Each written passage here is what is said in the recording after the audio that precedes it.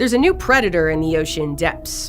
This beast lurks around Atlantic coral reefs, looking different than any sea creature you might have seen, and has especially effective hunting habits. Its prey? Lionfish, one of the most destructive fish in that neighborhood. Ada predator baru di kedalaman samudra. Makhluk buas ini berkeliaran di terumbu karang Atlantik dan mempunyai cara berburu yang efektif. Siapakah mangsanya?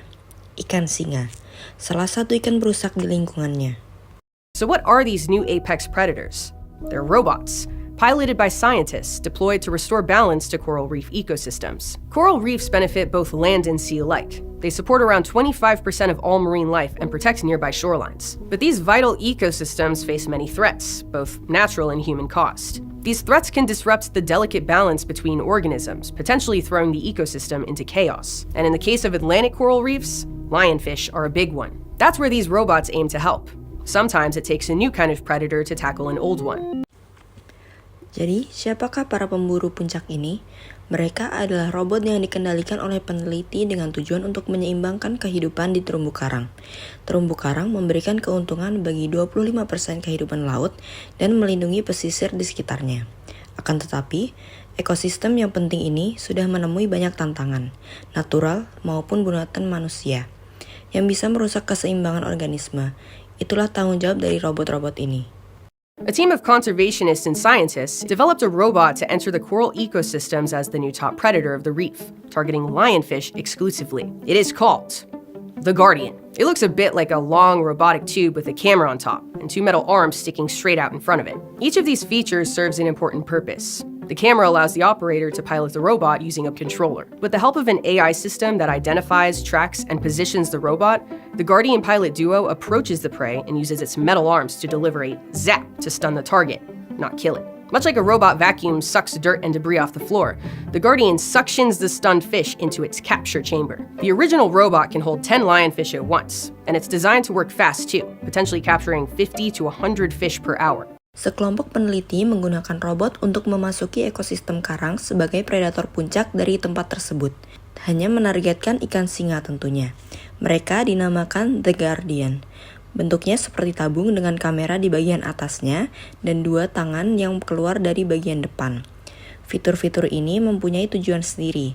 Kamera untuk pengoperasian si pilot menggunakan remote dengan bantuan AI. Mesin ini akan mendekati targetnya dan mengeluarkan kejutan listrik untuk membuatnya pingsan, bukan membunuh.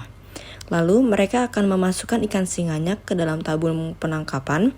Biasanya mereka akan menampung 10 ikan singa dalam sekali operasi dan diperkirakan bisa menangkap 50-100 ikan dalam 1 jam. With enough usage, the robot fishing can add up. But because of the manual nature of the Guardian's first prototype, that would require a consistent presence of human pilots. Because lionfish are a popular fish for humans to eat, the developers of the Guardian debuted its prototype at a lionfish cook-off in 2017 to raise awareness about the invasive species and market the device to anglers as a solution to the problem. Since then, the Guardian has improved to hunt uncrewed, as well as carry more lionfish and run for longer on a single charge. The Atlantic lionfish dilemma is an example of how human influence can both harm and benefit an ecosystem. People introduce lionfish to the Atlantic reef ecosystems in the first place, but enough robot fishing can potentially restore balance. After all, we're animals too.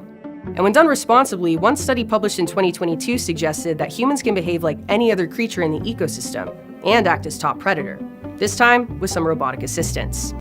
Dengan penggunaan yang cukup, mereka bisa menjadi lebih efektif. Namun karena ini masih prototipe, maka dari itu mereka masih membutuhkan bantuan dari manusia sebagai pilot. Karena ikan singa sendiri cukup populer dimakan oleh manusia, The Guardian memulai debutnya di tahun 2017 dalam suatu acara memasak untuk meningkatkan kewaspadaan dari spesies yang invasif dan memasarkan produknya sebagai solusi. Selama itu, The Guardian telah berkembang untuk berburu lebih efisien dan untuk membawa ikan singa lebih banyak dalam sekali operasi. Dilema ikan singa di Samudra Atlantik adalah contoh dari pengaruh manusia yang bisa merusak dan menguntungkan sebuah ekosistem. Manusialah yang pertama kali membawa ikan singa ke ekosistem karang. Tapi dengan cara ini bisa berpotensi untuk mengembalikan keseimbangan.